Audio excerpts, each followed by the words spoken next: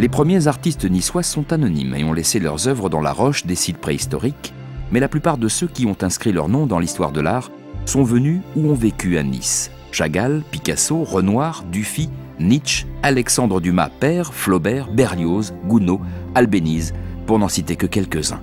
Tous ont trouvé ici une terre propice à l'expression de leur talent. Nice ne pouvait faire moins que leur rendre hommage.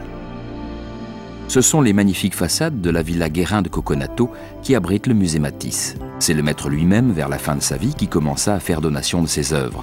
Sa famille complétera la collection qui couvre les périodes allant de 1890 à 1954.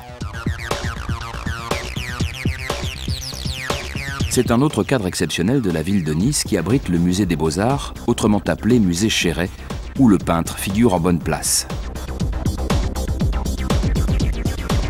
Raoul Dufy, bien entendu, est également présent près de la Méditerranée qu'il a tant aimée et qui lui a inspiré ses couleurs pastel. On y rencontre entre autres Van Dongen ou encore Mossa, enfant du pays. « 400 œuvres constituent la donation de Marc et Valentina Chagall à l'État, une collection enrichie par les héritiers qui a fait du musée Chagall un lieu unique consacré à l'artiste. Parmi les incontournables, il y a le musée d'art moderne et d'art contemporain, le MAMAC, dont l'architecture à elle seule est déjà une œuvre d'art.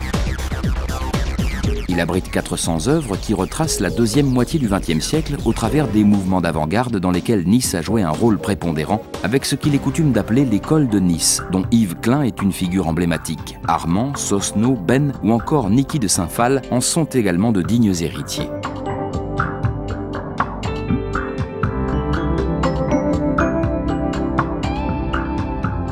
Nice a accueilli ou accueille encore tous les courants artistiques pour n'en retenir que la quintessence afin de la livrer à la contemplation de ses hôtes.